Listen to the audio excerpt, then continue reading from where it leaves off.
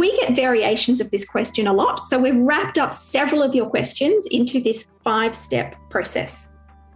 So the first step is to clarify if she really thinks that she's bad at the X, whatever X is, or if she's being dramatic and catastrophizing. If she's catastrophizing, then explain to her that what she says her brain believes. So she is actually choosing to make herself feel bad. If she really doesn't like the results she's getting, that's okay. We all do work we're not happy with from time to time. Nobody loves everything they do all the time. Being self-reflective about your work is actually a really important part of learning.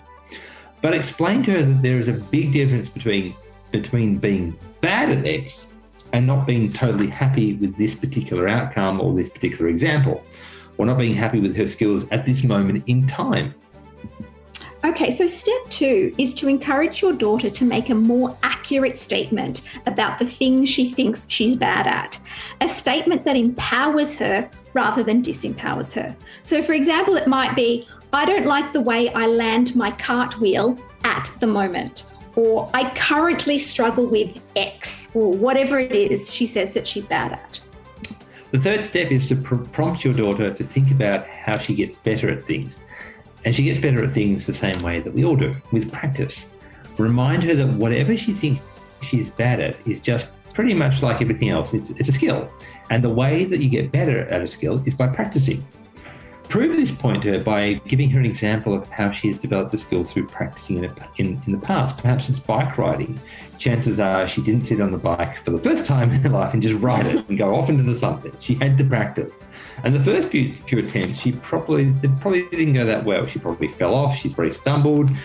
And ask her to imagine what would have happened if the very first time she tried to ride a bike, she said, I'm bad at riding bikes, and that was it. She never does it ever again.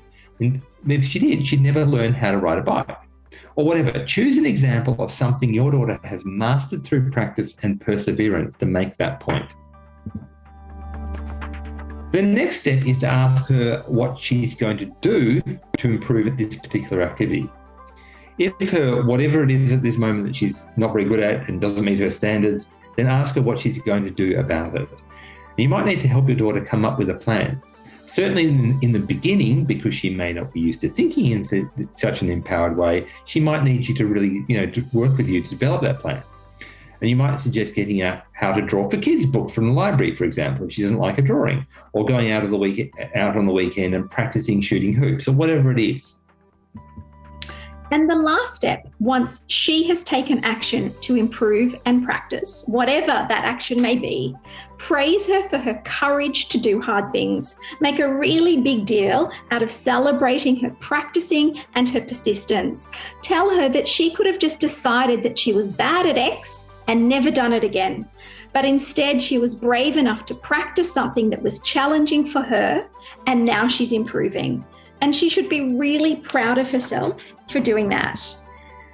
And the very last thing is to remember this story for the next time she tells you that she is bad at something. Remind her when she said she was bad at drawing or cartwheels or maths or spelling or whatever it is. And then she practiced and got better. And she can do that again with the next thing she finds challenging.